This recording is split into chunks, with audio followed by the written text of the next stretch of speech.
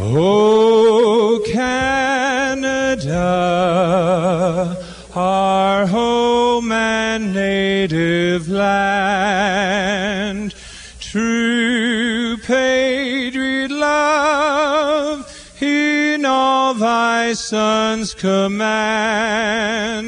With growing hearts we see thee rise, the true and strong and free.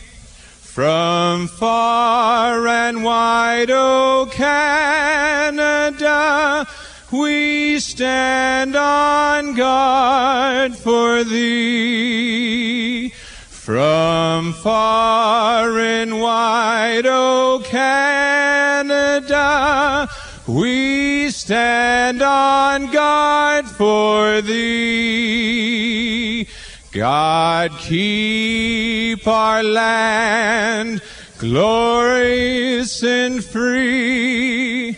O Canada, we stand on guard for thee.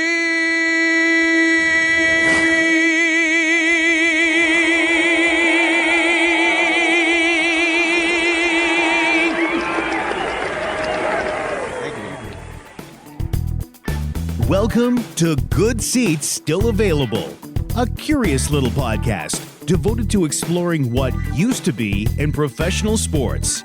Here's your host, Tim Hanlon.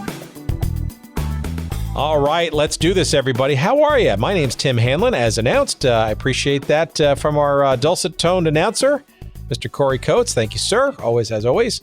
This is the podcast that is devoted to what used to be in professional sports, our curious little journey each week into that genre. We call it Good Seats Still Available. I appreciate tremendously you finding us on whatever device that you have downloaded and or streamed us.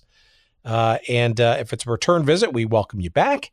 And if it's your first time here, we can't be more thankful for giving us a try in the vast array of podcast choices that are out there for you. And we're humbled. We're grateful for your giving us a few minutes of your time, and hopefully we'll entertain and maybe even educate you a little bit. I do want to say at this very moment, however, I do want to apologize to all of our Canadian listeners who probably endured that clip at the top of the show and maybe even are scratching their heads as to like, what the hell was that? Well, what that was, of course, was an attempt at the Canadian national anthem. And if you're a Canadian football fan, Canadian Football League in particular, you may remember an interesting period of time in the early to mid 1990s, in particular 1993 to 1995, when the Canadian Football League, the CFL, got stars in their eyes, shall we say, and eyed this sort of wacky thing called expansion. And not only was it just expansion generally, and maybe even considered in the country of Canada, but south of the border, actually the United States. Let's put teams in the Canadian Football League, expand them into the United States. What a great idea. And for a while it actually was, and there's some interesting pockets of history and some anecdotes here that you'll see that the Canadian Football League was not completely in left field by trying to consider some still relatively fertile professional environments in the United States as expansion franchises. But as we'll hear in our conversation with journalist and longtime sports writer Ed Willis, he, the author of a fascinating book about that 3-year period of time with the CFL called End Zones and Border Wars, the Era of American Expansion in the CFL. You're going to hear a whole bunch of crazy, unbelievable, and just downright wacky stories and anecdotes and mishaps and malapropisms and you name it about this insane little adventure of the CFL as it decided and pursued expansion in the United States. That clip that you heard was from a 1994 game between the Las Vegas Posse and, I don't even remember what team they were playing, but it kind of doesn't really matter because the team didn't last. It barely lasted a year. But the singer And this is a good example, a good microcosm of the league itself. His name was Dennis K.C. Parks, I believe it was. He has under the pseudonym of Greg Bartholomew, sang or attempted to sing the national anthem of Canada, called, of course, O Canada, referred to as O Canada. But after a couple of bars, kind of got lost with the tune and kind of defaulted. Got the lyrics right, good for him. But the tune, unmistakably, sounded a lot more like "Oh Christmas Tree," and that's what you heard and got. And it became a very famous clip. I think most Canadian sports fans know that clip very well. But it's indicative of just a crazy series of stories and history and anecdotes around this silly, unbelievable, hard to believe 3-year adventure in the 1990s of the CFL and its American expansion. And that is the conversation today, this week, with Ed Willis, coming up in a couple of seconds. I encourage you to listen early, listen often. Maybe you want to repeat a few things because there are going to be some things that you're just not going to believe, frankly, in this chat with Ed coming up. So promotionally, let's talk about a few things, shall we? Audible books or Audible audiobooks, of course, one of our longtime sponsors. We appreciate them tremendously. And if you want a free audiobook download to give a trial, shall we say, of what an audiobook is all about, you couldn't do any worse than by going to audibletrial.com/goodseats and getting yourself a free 1-month subscription to the Audible service. And, of course, getting a free audiobook download from the gigantic trove of over 180,000 titles to choose from. And there are all kinds of genres out there for you to enjoy. Just pick one. I think you'll enjoy the process. You'll enjoy listening, and I think you'll enjoy the whole concept of listening to a book versus having to strain your eyes and read it as such. You can cancel at any time, and you'll be given a little bit of love to us financially. We always appreciate that because Lord knows we're not a charity. We need a little scratch to kind of keep us going here to get these great stories like the CFL conversation we're going to have in a second to you. And by going to audibletrial.com/goodseats and giving the service a try and getting a free audiobook download, you're going to be helping us along the way. So we appreciate Audible for their sponsorship, and we appreciate you for giving them a shot as well. We tremendously appreciate it. Also, our friends at sportshistorycollectibles.com is well worth your time. They are there for you to explore all kinds of interesting memorabilia and stuff from teams and leagues, either in different incarnations or frankly, just no longer with us. You name the sport, there's probably a chance that sportshistorycollectibles.com, if not now, very soon, will have all kinds of interesting inventory for you to consider, to choose, to see lushly photographed and presented on the website. And of course, if you find something that just immediately tickles your fancy, either for you or a friend, a loved one, and you want to make that purchase, you want to make a couple of purchases, well, we've got you covered, friend. Make sure you use the promo code GOODSEATS. Yep, that's GOODSEATS. That's the promo code, because when you decide to buy something, you just enter that little promo code there at checkout. And what are you going to do? You're going to get 15% off your purchases. Sportshistorycollectibles.com. Use the promo code GOODSEATS and get 15% off all of your purchases. So that's awesome. We thank them as well, of course. All right, so let's get to our fun chat with an amazing, interesting curiosity, an asterisk, if you will, of pro football history, the Canadian version of such, the CFL and its various exploits in the early to mid 1990s as they expanded to the United States. A fun chat, and here it is with Ed Willis.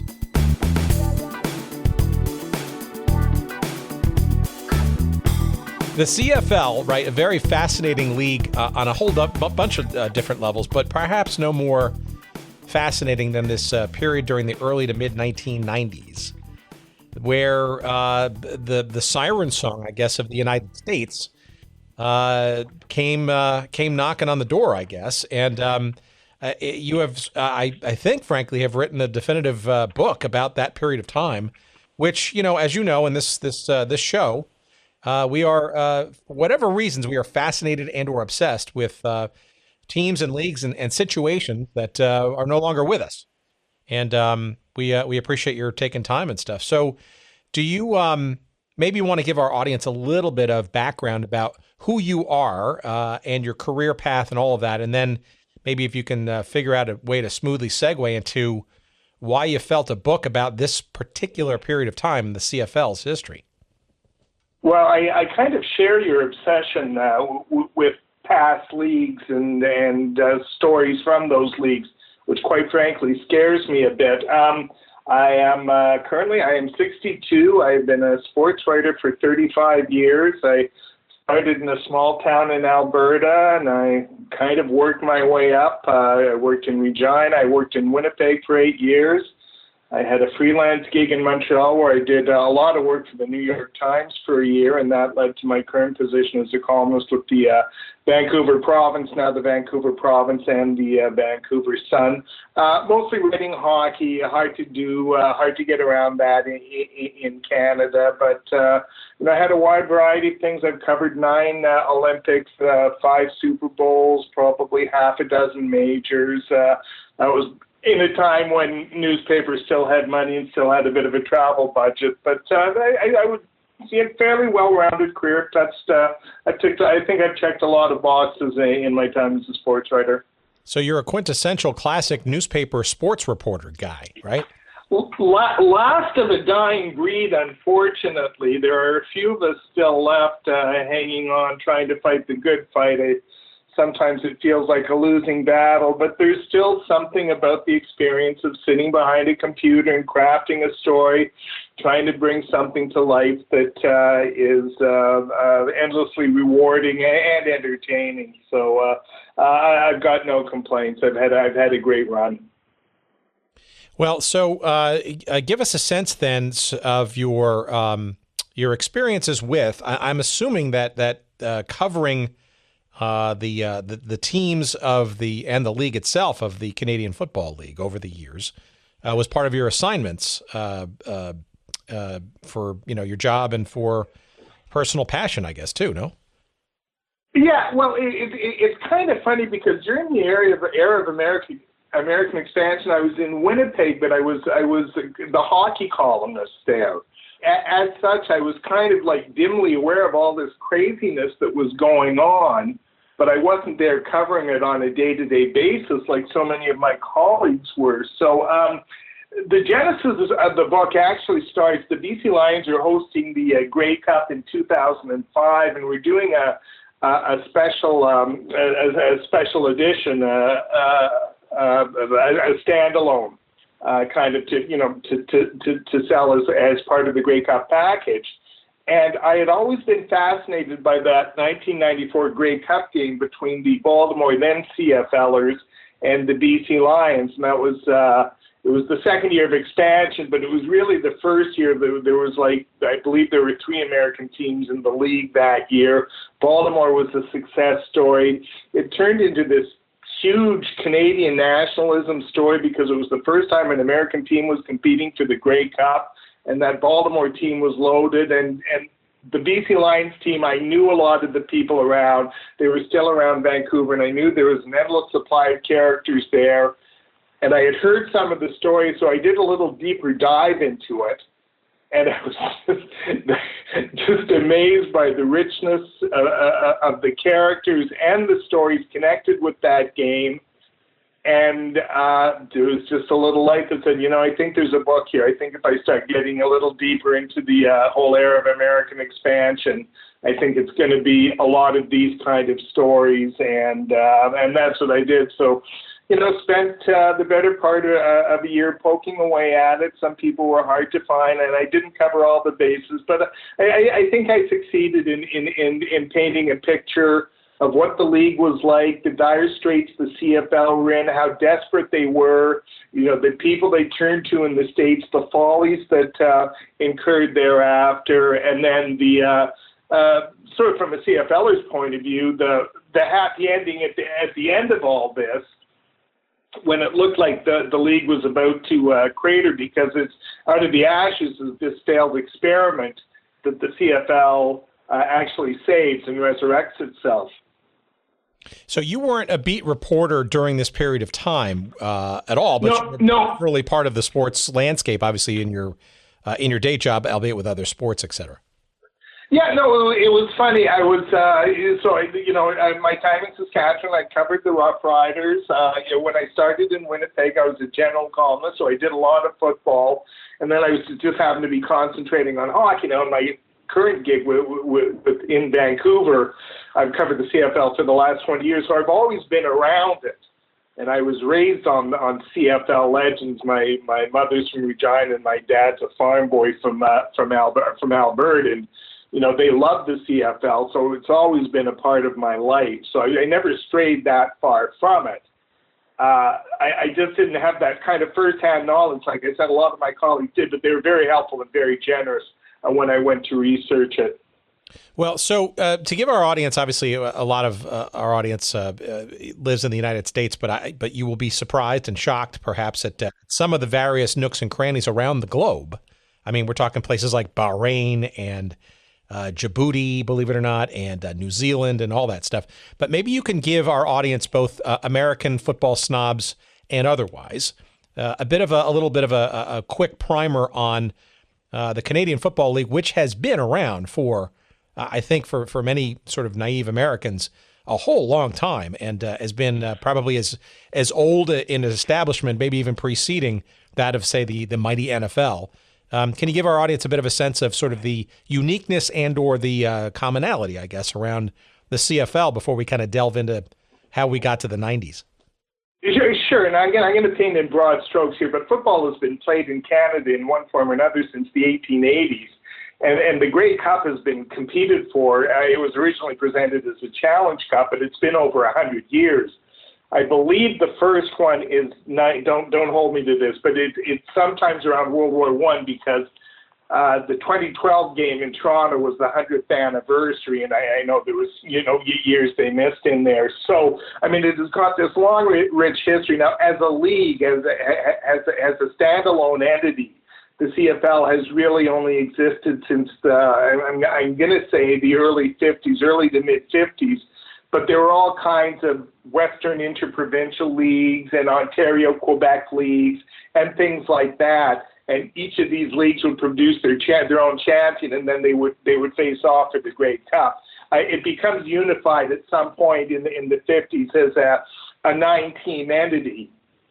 Teams, when they expand to Vancouver in 1954, I believe it was, they become the 9th team. So now you've got teams in Montreal, Ottawa, Toronto, Hamilton, Winnipeg, Regina, Calgary, Edmonton, and Vancouver, and that's kind of the CFL everybody grew up with.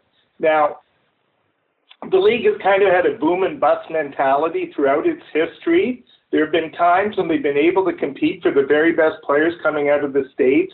In the 1950s, Sam Echeverry was, I believe, an All-American quarterback, star in the CFL for many years with the Montreal Alouettes, and then goes and finishes his career with the St. Louis Cardinals.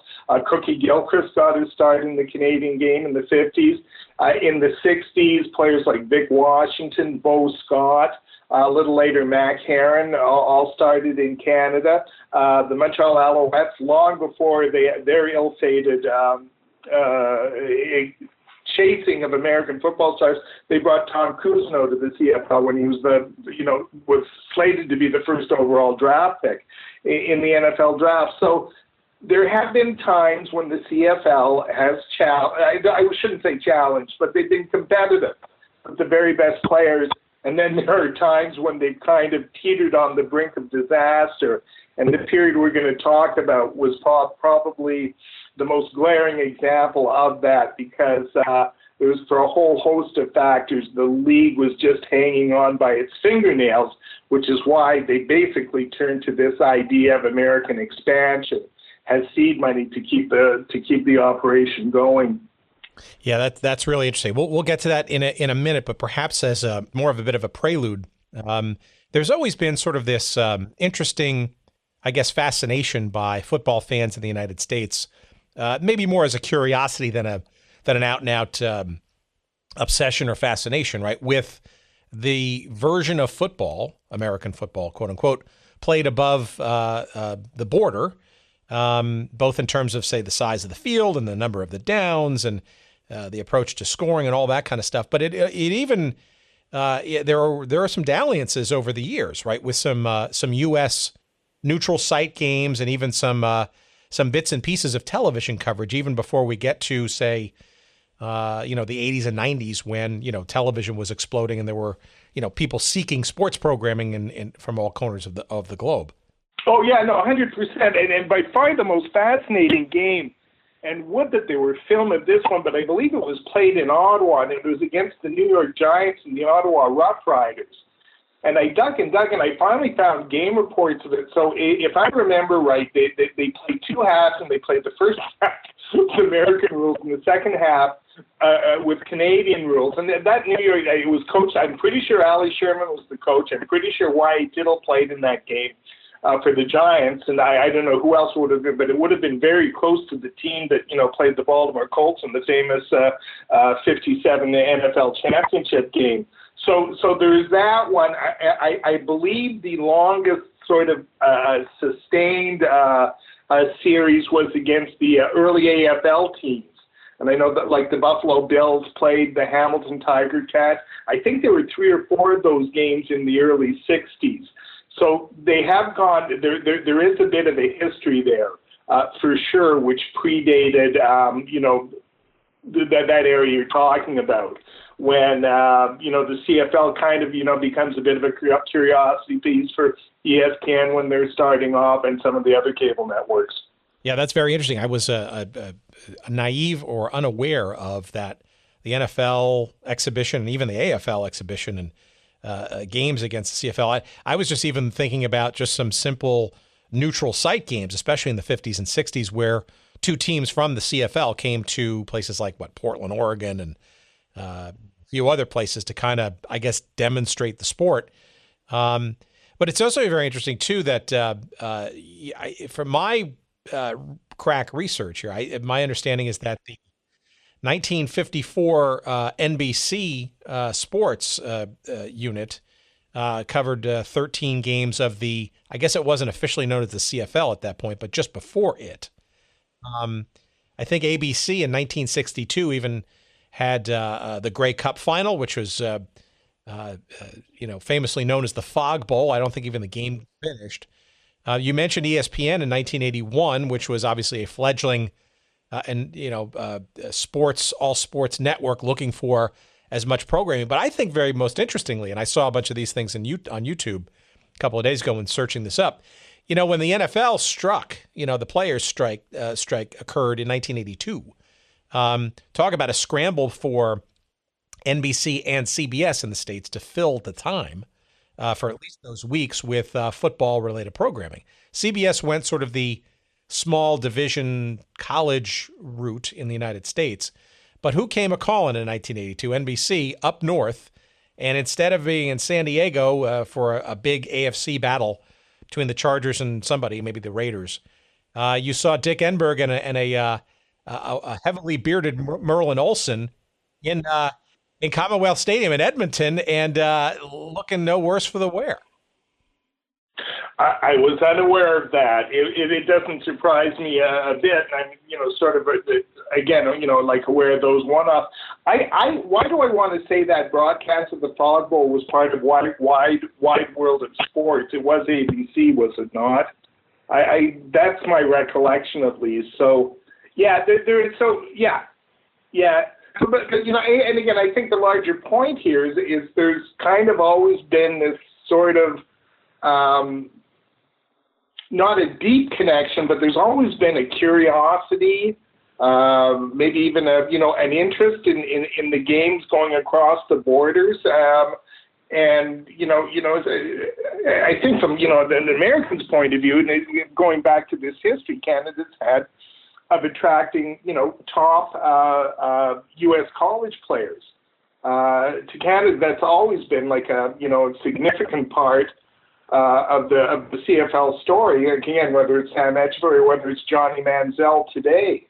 So yeah, I think that probably helps explain at least part of the interest in it.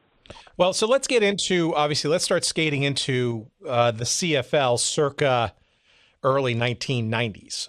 And perhaps an interesting little inflection point that could be helpful to our audience is we obviously know that the USFL had been going on during the early part, the mid part of the 1980s, but the NFL was also rumbling around with this thing called the World League of American Football, which was sort of an attempt to kind of Europeanize the game and get some teams interested and sort of internationally spread out the sport.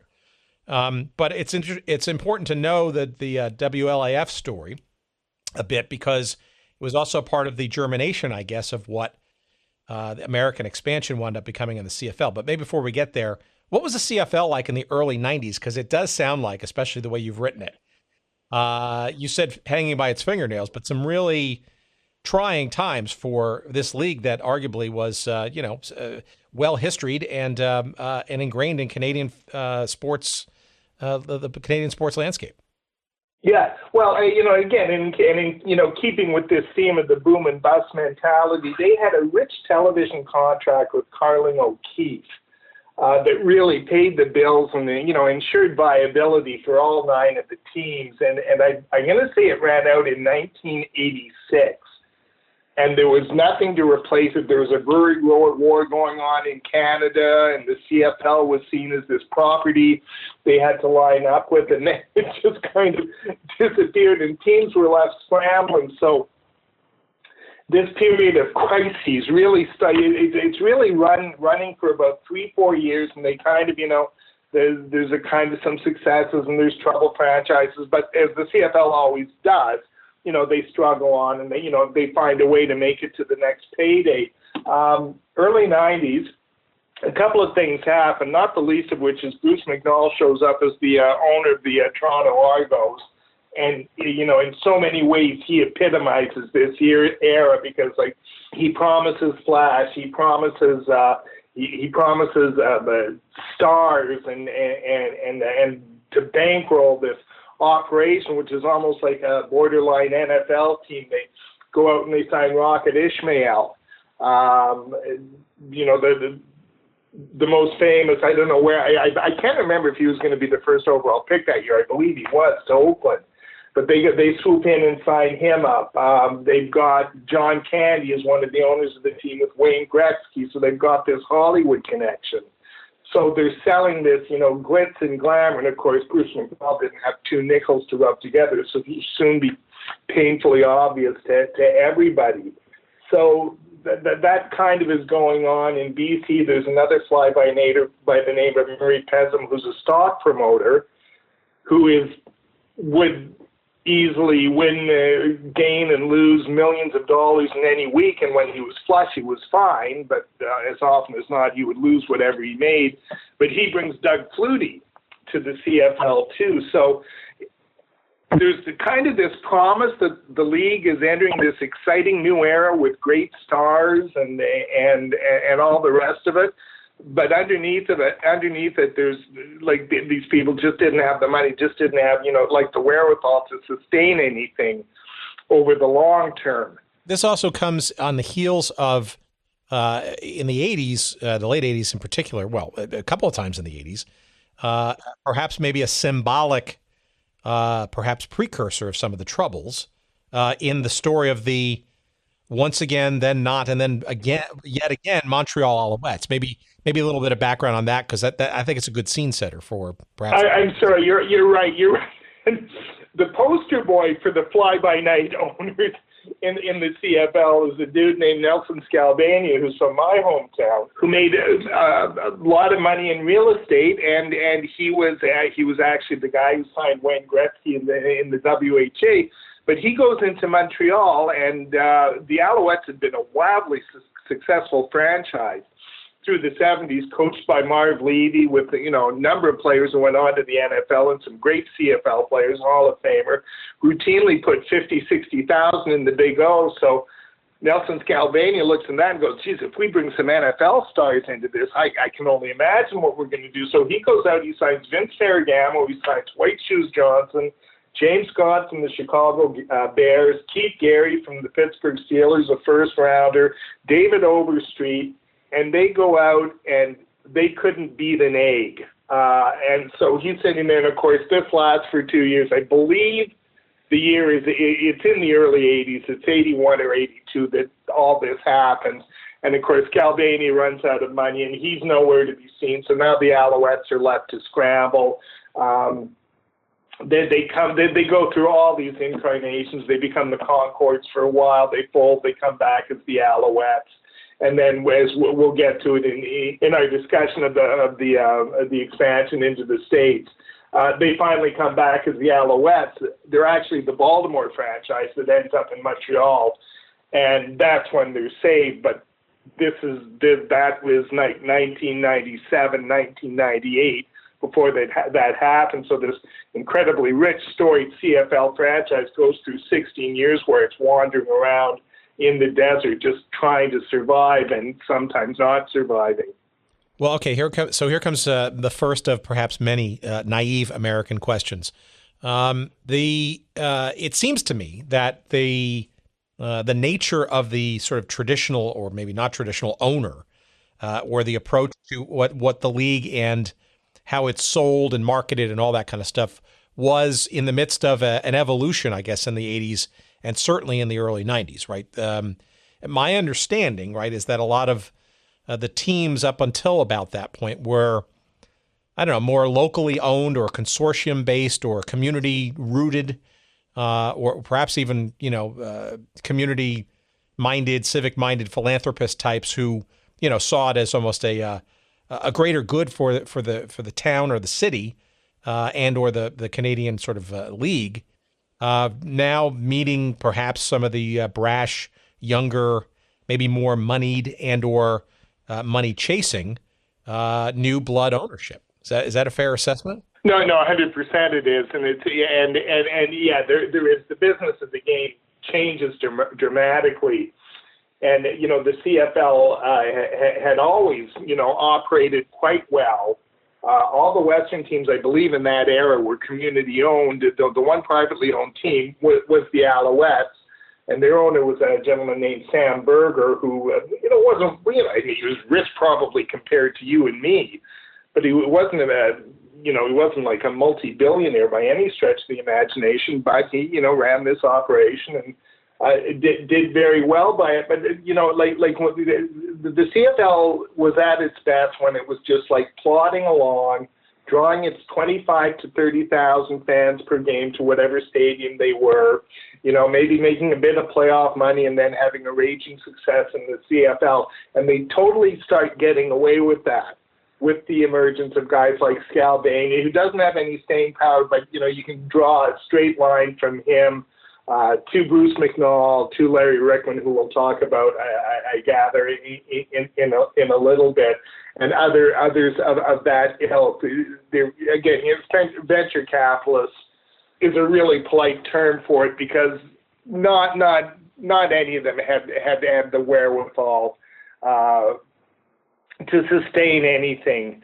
And that really becomes the downfall of the American expansion agreement. And the funny thing is, the guys with real money who bought American franchises were only around for a little while, and they took one look at it and looked at the losses and walked away. They just said sayonara, and that was it for them. Well, it is also, I guess you could sort of characterize these guys as certainly something quintessentially American, that sort of sports entrepreneur, right? And there's always been a long strain of, we've talked about this on many of our previous episodes, right? Sort of this, we always come back to why this league, why an expansion, why this team, why the sport.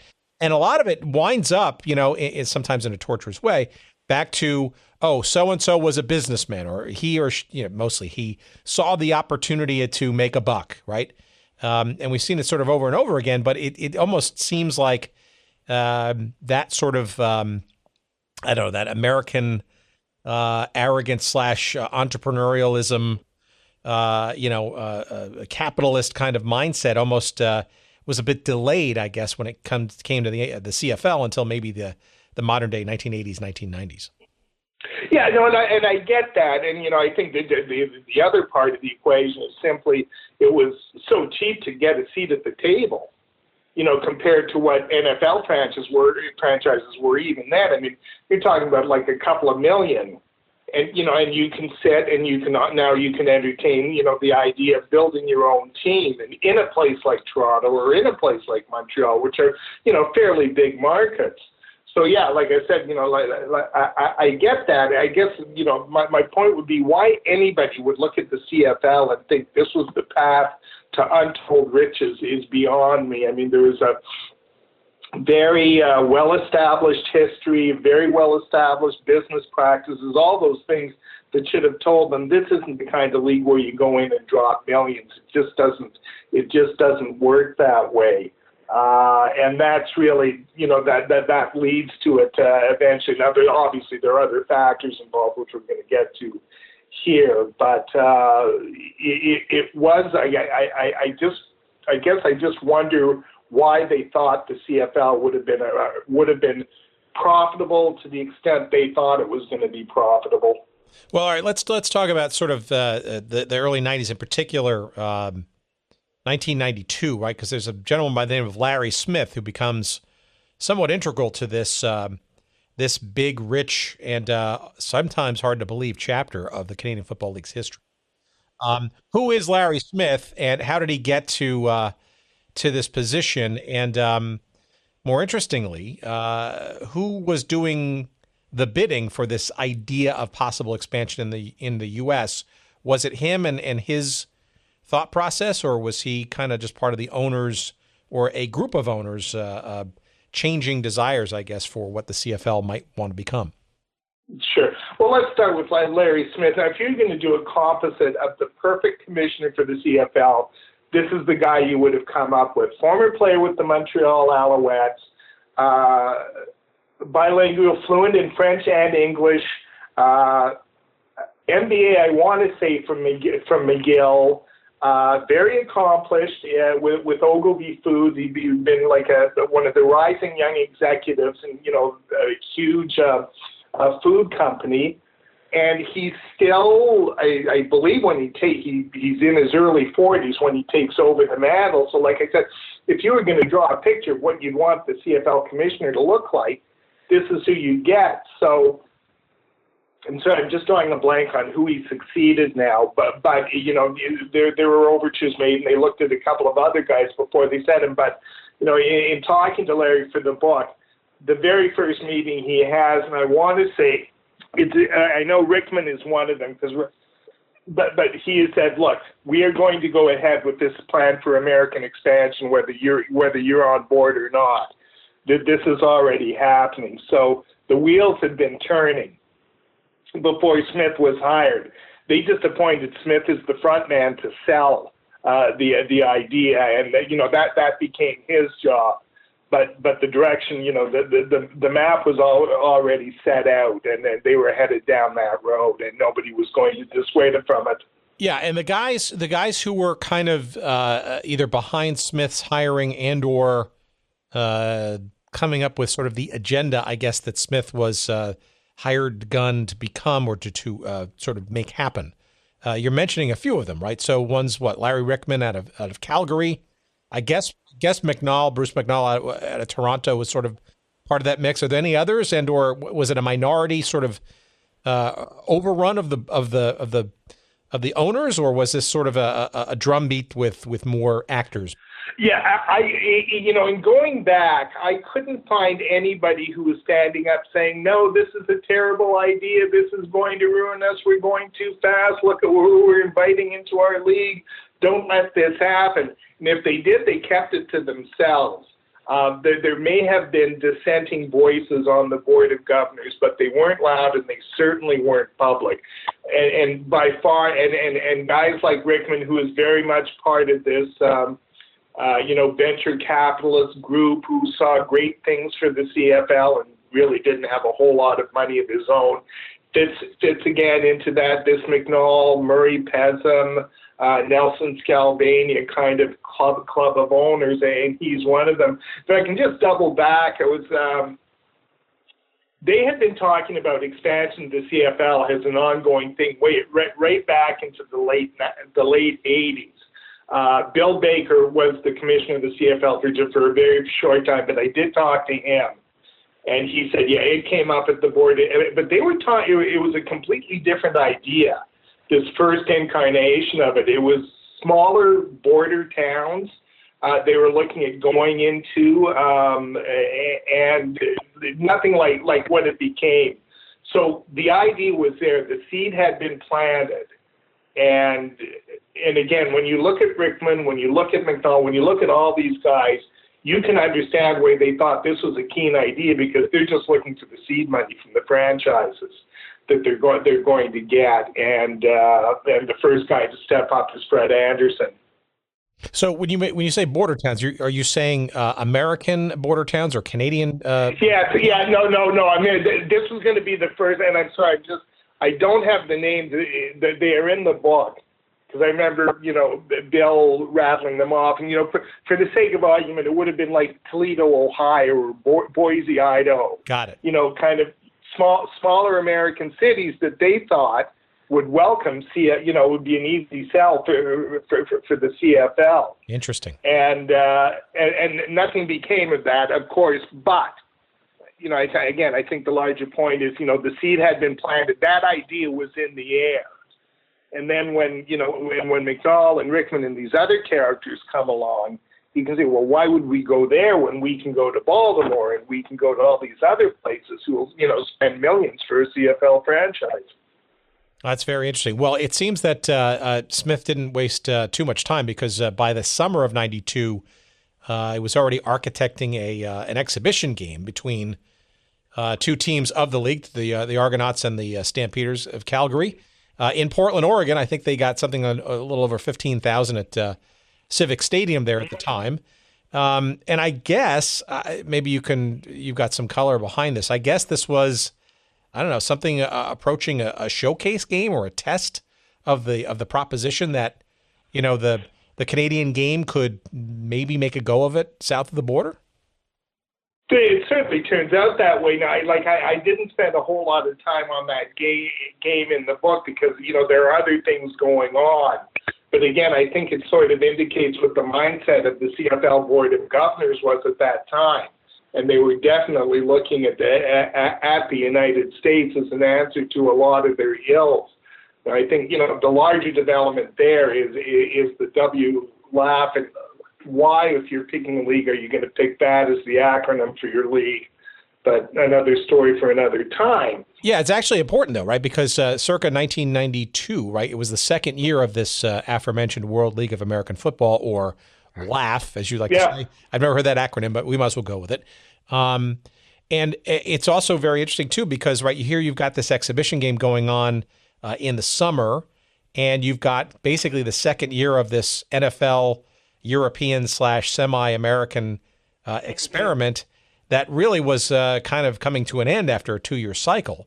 But it did show, right, that at least in a couple of markets in the United States that didn't already have an NFL franchise, that there were, shall we say, hints of viability to support professional football on some level, right? Yeah, no, 100%. Yeah, there's a WLAF team in Montreal too that I think exists for a year, and I believe they made the championship game in their 1 year of existence. Yes, the other thing the Montreal is Machine.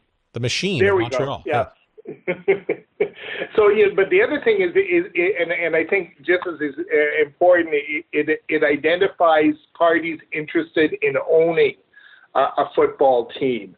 And I know, I did a book on the WHA, and that becomes really important, identifying potential owners.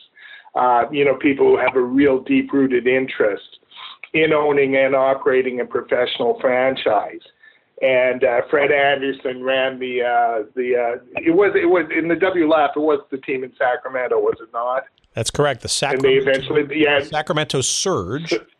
Surge, who give birth to the gold miners, who become the first team in expansion. But it's Anderson was bound and determined to have a team in Sacramento, and I guess he wasn't all that fussy about the league he was going to join, because when the CFL approaches them. It's a pretty easy sell for them. Well, and also joined by, although more ill-fated, was Larry Benson of the then San Antonio Riders of the WLAF. I guess the idea was to have them, as the newly rechristened San Antonio Texans, join as basically the first two of the franchises. And I guess it was, I don't know, it was not meant to be, but by January of 93, the CFL, by a pretty large margin, I think Winnipeg was the only dissenting franchise, voted to expand to at least one, in this case, one team, the Sacramento Gold Miners in 1993, the first foray into the United States. I just wonder, and I don't know if you've got an answer to this or maybe some perspective, right? But knowing that the WLAF, the World League of American Football, an NFL-owned venture, was, sort of nearing the end of its 2-year experiment and then figuring out a way to retool it sort of post-1992, and the CFL with hints of wanting to expand. I'm just wondering if there was any, it doesn't seem like there would be outwardly, but you have to think, is it a coincidence that a team that was in the 2-year WLAF owned by the NFL, jumping, if you will, to the CFL, I wonder if there's some sort of coordination there, or at least some kind of understanding between the NFL and the CFL. Would, on its face, not seem to be the case, but I don't know. Maybe it seems like there was some kind of, interesting collaboration there that makes Sacramento and then at least possibly a San Antonio franchise to come in to this new.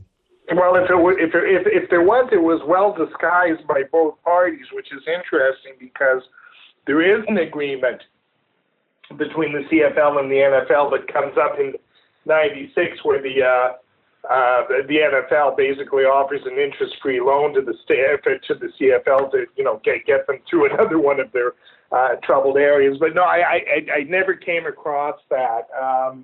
In fact, the NFL's role in all this is largely villainous from a CFLer's point of view because of the position they took with the Baltimore club.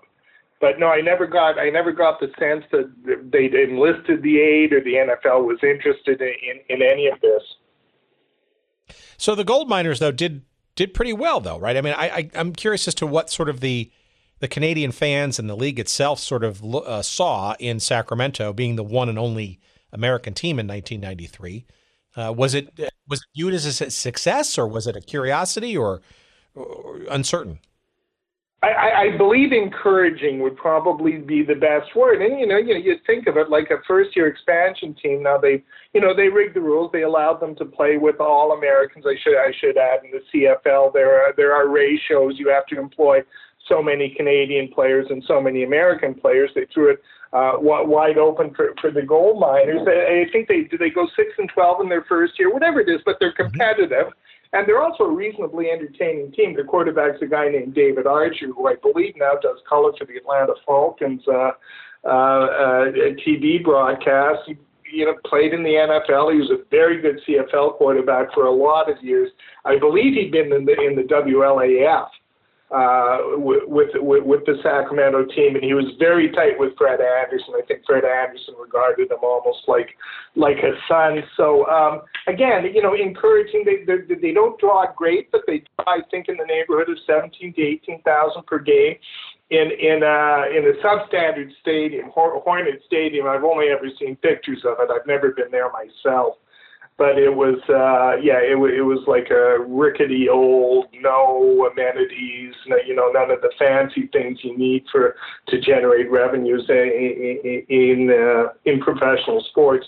So that was it. That was the first time, and it was pretty well covered. Like in going over the source material at that time, like most of the big, there was a game there, and I'm pretty sure it's Calgary goes down there with Doug Flutie. And it's a shootout. It's a great CFL game. It's one of these 42-38 games where the ball's going all over the field and there's a touchdown every 3 seconds. And I know, like, some of the big papers in Toronto sent their, lead columnists out to cover it, and the response, like I said, was kind of this muted optimism, this sense that, maybe we've got something here. We've got an owner, we've got a city that seems to, embrace it. They've got a pretty good team. Maybe they're onto something. Yeah, that's and that's interesting too, because the harbinger, perhaps of what was to come, is actually interesting around the team that actually did not make the 1993 season, the San Antonio, I guess, Texans. And if I read this correctly, tell me if I've got this right. They were set to announce joining the league maybe at the same time as the Gold Miners, but they pulled out literally the night that they were supposed to announce it in the press conference. Is that right? So they have it all set up at the league meetings in Edmonton, and it's the dead of winter in Edmonton. I'm going to say it's February or March, but they have it. And Fred Anderson is totally on board. He is committed to this vision, and the league has been talking to Benson about the other team, and they're going to present them together. These are the two new entries in the CFL, the team in San Antonio, the team in Sacramento. So I'm sorry, I'm going to get the names confused, because the Benson who owns it is the brother of Tom Benson, who owns the New Orleans Saints, and he's the guy in the family with all the money. Interesting. And the way Smith explained it to me, it was like the family basically said to him, "Are you nuts? Do you think we are ponying up for a CFL team?" the night before, and they were expecting him to show up. They're all at the hotel waiting for him, and they get a phone call from him that night going, "Sorry, my family won't let me. I'm out." So they go ahead. This is so typical of that era. They go ahead with the press conference the next day, and they introduce Fred Anderson and the new team from from Sacramento, rather. And Fred's there, and he's answering all the questions. I gather he was quite good with the media, and I never met the man myself. And then they go to Smith, and he goes, "Unfortunately, the San Antonio franchise has been suspended for a year. Got to go," and he was off. And, of course, the way Smith described it might be hyperbole, but he literally is running through the kitchen of the restaurant in the hotel with the media, and he affects this escape. And then they come out with a cover story the next day that, they'll revisit it, and Mr. Benson is trying to line his finance and stuff. But that was it for that team. Ironically, Fred Anderson takes the team to San Antonio in the last year of existence. How does the sports media take to that? Do they are any flags raised or any eyebrows raised in any of this? It's hard. It was hard to say. Again, going over the resource material, there was some eye rolling, and there was but. They had Fred Anderson, like I said. They had done some things well. So I think, as odd as it may seem, I think they were willing to give them the benefit of the doubt on this one. The problem was it wasn't an isolated case. It was a story that would recur over and over again in this tumultuous period.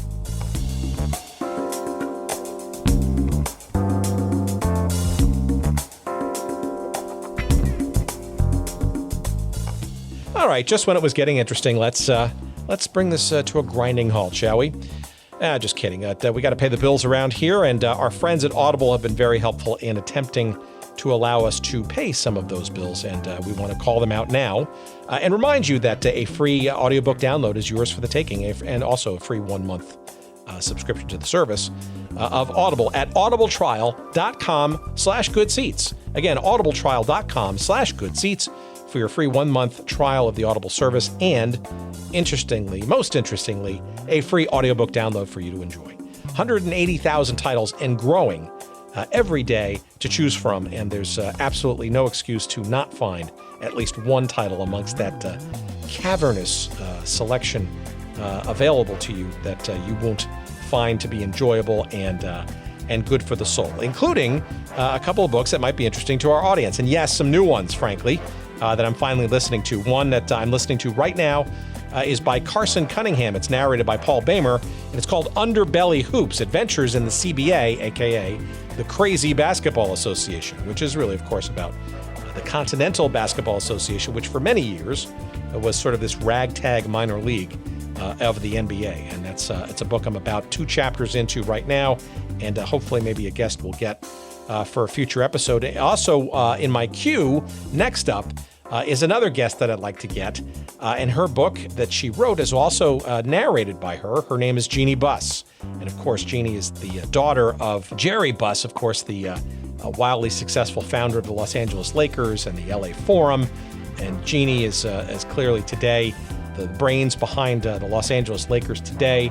She and her brothers were active, of course, in things like, along with her father, World Team Tennis, the Major Indoor Soccer League with the LA Lasers, all kinds of stuff. So her book is next on my list. That's called Laker Girl, and that too is available on Audible. And again, it's one of the many thousands of titles that you can choose from when you go to audibletrial.com/goodseats. And again, you too can get your free audiobook download to give it a try, perhaps one of those 2, or perhaps one of the other 180,000 titles available to you as well.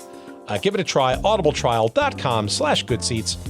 Thanks for listening, and back to our conversation.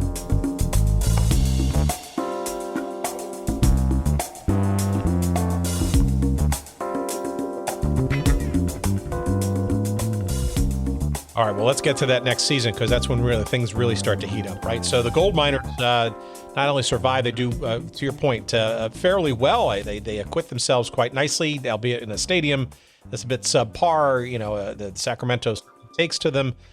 And now it's time to add more teams. And there are 3 of them, each with their own little interesting stories. In no particular order, the Shreveport Pirates, as mentioned earlier, the Las Vegas Posse, which is just a head scratcher in its own way.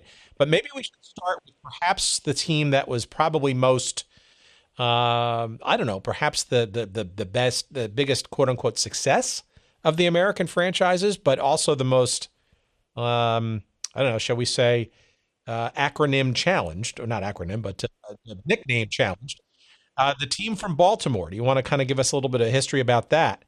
I like it because it really is, at its heart, it's a lovely story, because it rekindles Baltimore's love for the Colts. And this is the Colts team. They will always be the Colts team to me. So again, the background: Robert Irsay is the owner of the Colts, and I believe it's 1987.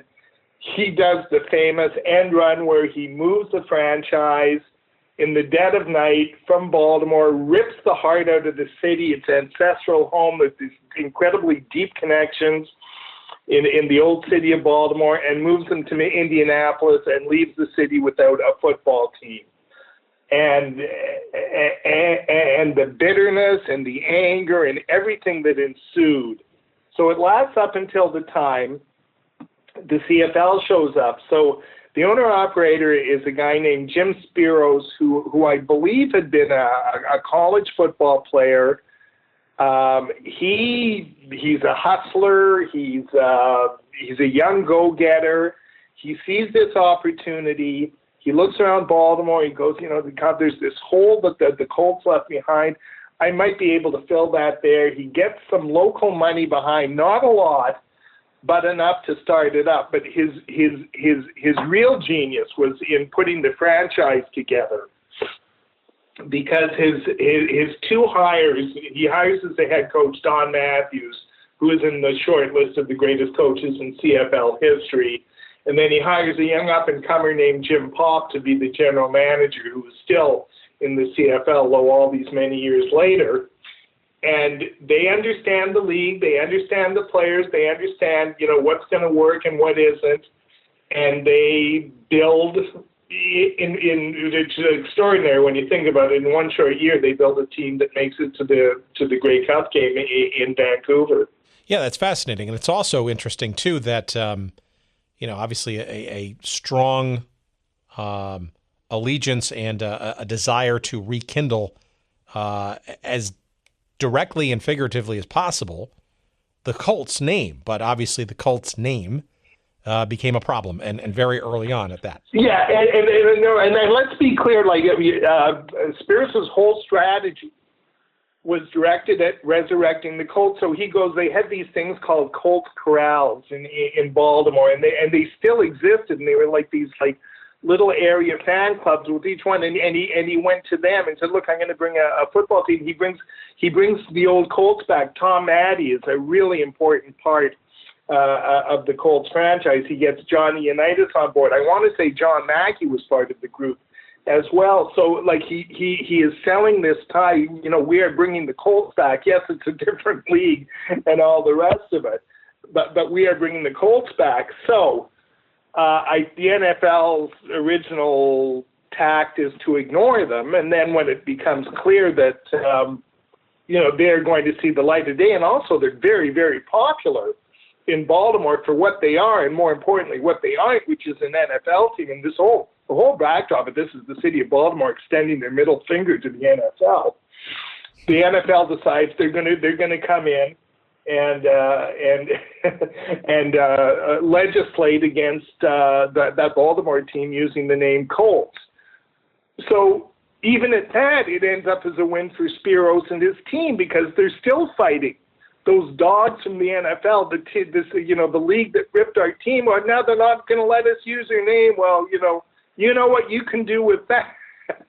So it's like I said, it just became a great story. Now it left them without a name, but at the very first game, and I think we're probably going to get to the Sports Illustrated story, but so the very first game, the PA announcer is announcing the Baltimore team, and he's not allowed to say Colts, so he goes, ladies and gentlemen, you're 1993 Baltimore, and he doesn't say anything, in the whole crowd, I believe there's like 45,000 at Memorial Stadium, screams out Colts. So that's kind of that's the story there. They go through the year, they're known by various things. They finally settle on the Baltimore CFLers. And then the next year they adopt the name the Stallions. But I think for the vast majority of the people of Baltimore, they were the Colts. Yeah, and obviously the iconography, or was emblematic or reminiscent of a horse or some equine kind of related thing, right? So I think they probably did just about as good a job as you could do without sort of officially crossing the line into trademark land. Yeah, and they couldn't have paid for the publicity they got from this thing, too.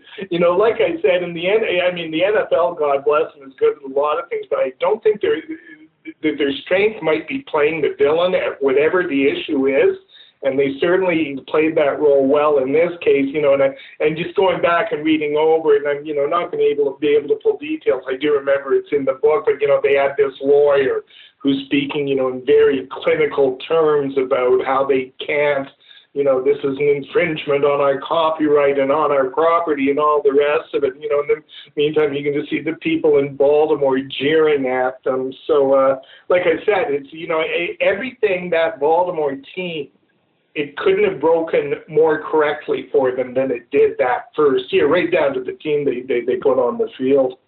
Well, it seems like they were. It was almost a year two sort of imprint of success, or at least that this was a smart move on the CFL's part to get into the United States, and Baltimore was, frankly, probably the shining example of why to do so. Because what you mentioned, right? This is a team that went all the way to the Grey Cup and lost in the last seconds, right, to the BC Lions at BC.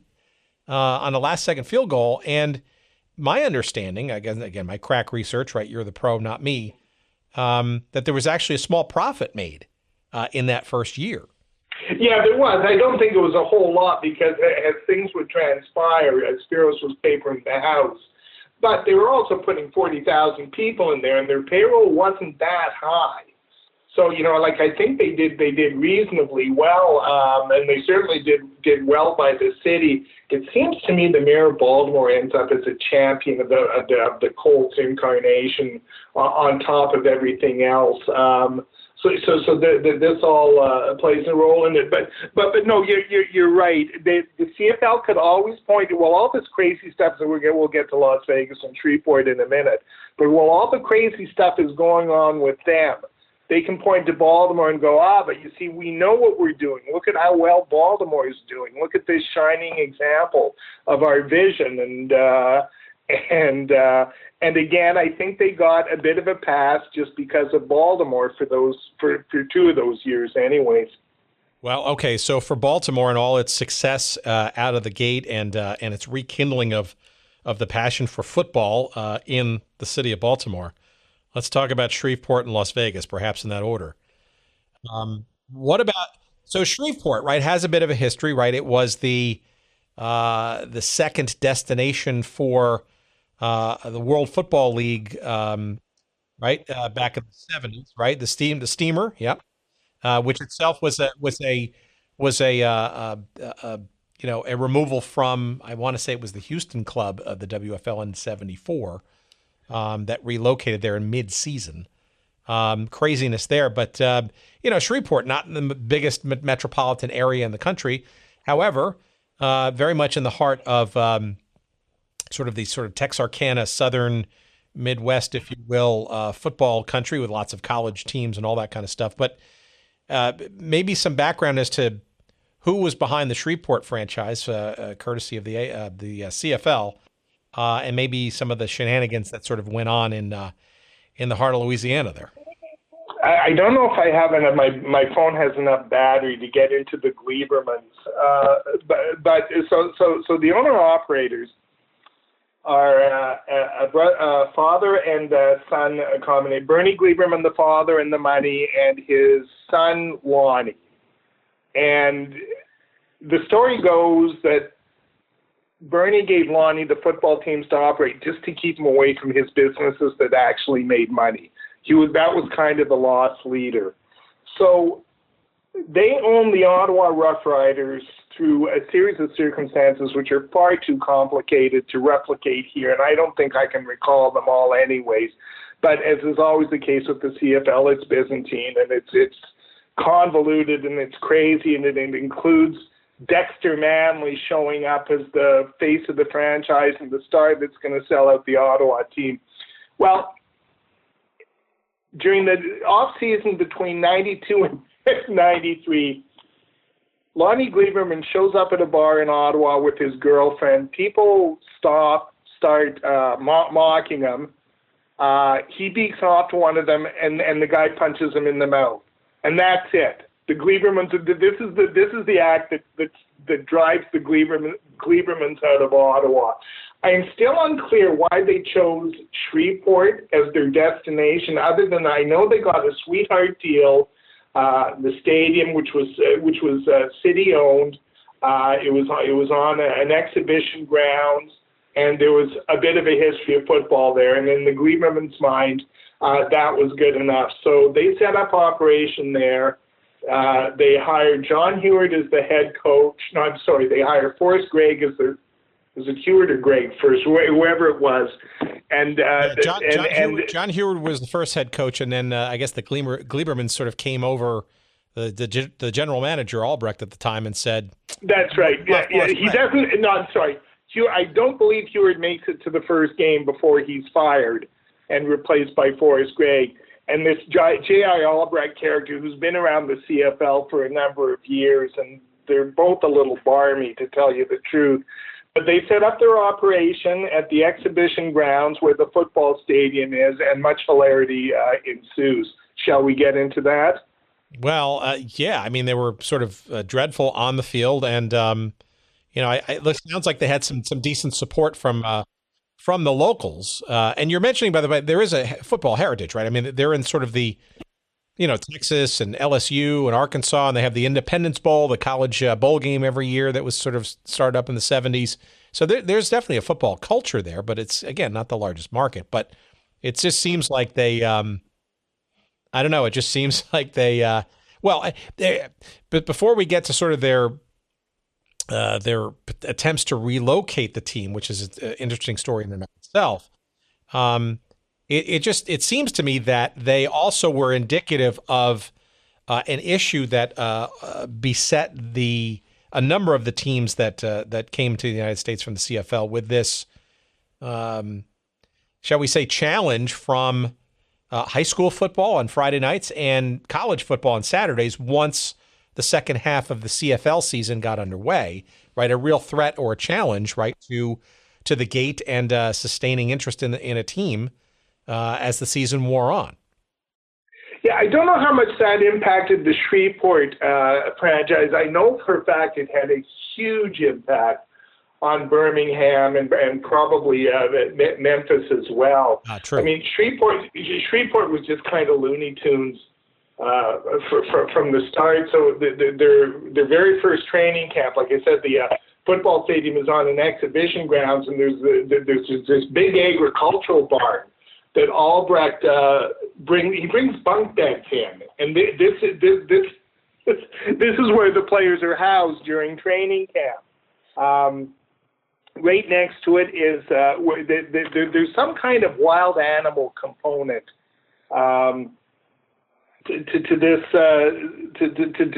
fairground, and this just kills me. They have a tiger in a cage, so every day the players go out, they practice, they come back, and they walk past this caged tiger. And of course, some of them start looking at it, and some of them look at the tiger, look at the tiger. So this one day they're doing it, a player named Johnny Scott, who's actually a very good CFL player, played in the league for a number of years. He's looking at the tiger, he's pointing at it, that the tiger turns around, lifts its tails up, and covers Johnny Scott in tiger urine. So that's kind of the story of Johnny Scott and the tiger. But there was that whole there were monkeys, and I guess when the players are trying to sleep at night, their chattering kept them up at night. You just trying to imagine like the worst set of circumstances for a football team, and that's what Shreveport was.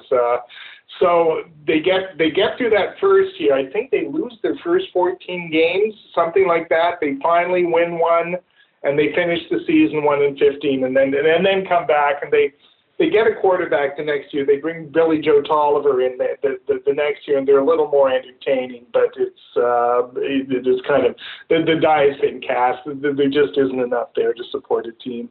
All right. So when were they thinking about moving the team to Norfolk, Virginia? Was that during that first season, or was that after the? No, I believe it comes in the second season, okay. and of course by this time the Gleibermans have brought up all manner of bills with the city of Shreveport, which owns the stadium, owns the fairground, et cetera, et cetera. So they start casting around, looking for other cities. And Norfolk, Virginia is very enthusiastic about attracting for a lot of the same reasons all these American cities are. They're big on football. It's, they don't really have a franchise to call their own. They look around, they say, well, they're big. Some of these teams seem to be doing well. So they have a series of meetings with the people in Norfolk, Virginia, and of course they phone, the people in Norfolk phone the people in Shreveport to find out what the Gleibermans are about, find out, they've got a list of debts as long as their arm, and then their interest wanes after that. Maybe we should talk quickly about the Great Tucker Caper. Is that awesome?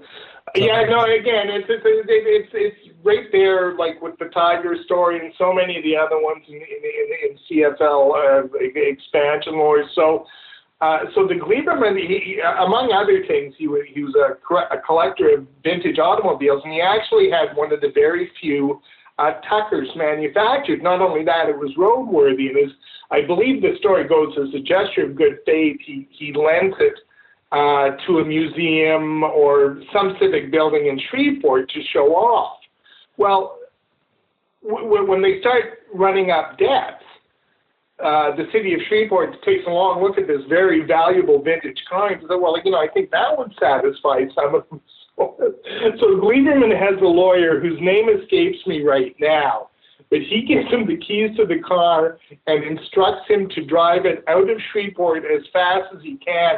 I can't remember if he's headed to Norfolk. I think that might be part of the story, but I'm not sure. But he's driving this thing, and of course it runs out of gas.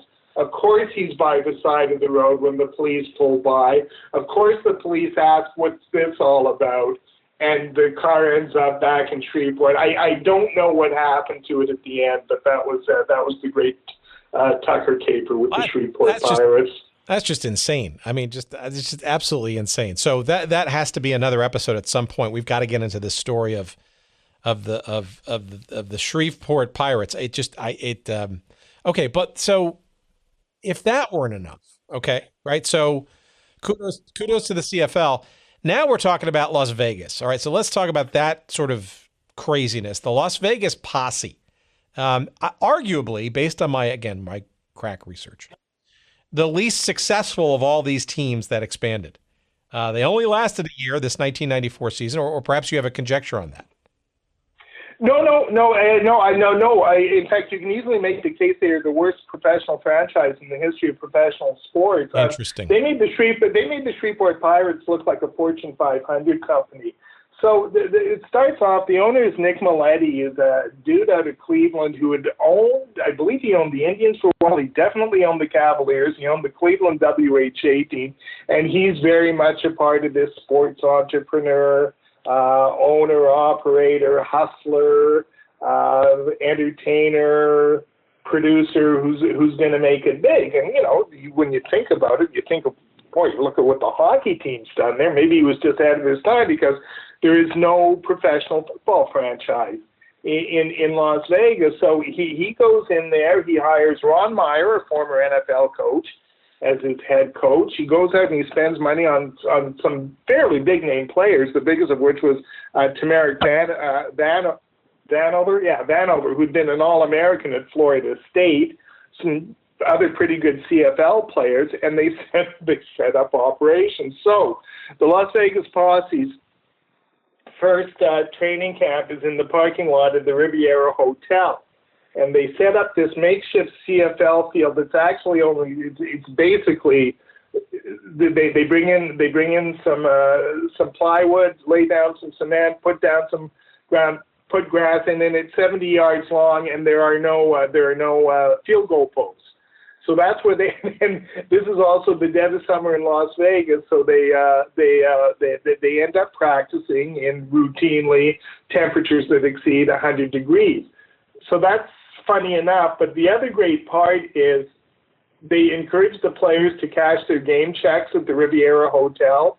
So, of course, they go in there, and there are more than one player, unfortunately, lost their entire paycheck on the gaming tables at the Riviera Hotel. So this is just the start of the franchise. Now, if I may, the assistant coach at the time is a guy named Jeff Reinbold, who's one of my all-time favorite characters in sports. He has coached in the CFL for well over 30 years, and he was the boy special teams coach for Ron Meyer that year, and he is an inveterate storyteller. So he was kind of my eyes and ears to that first year in Las Vegas, and the stories he tells about Meyer. Everywhere you go, he had to make an appearance, and he had slick back hair, and he never took his sunglasses off.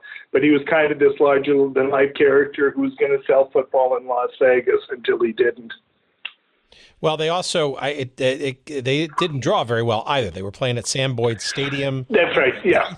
I think this is also emblematic, I believe, because this is the first, when I was doing my research, seemed to be sort of the first of what looked to be a recurring issue, and that is, I guess, for lack of a better word, compromise being made on the field size. Right, the Canadians field obviously being much longer and a bit wider than the NFL franchises.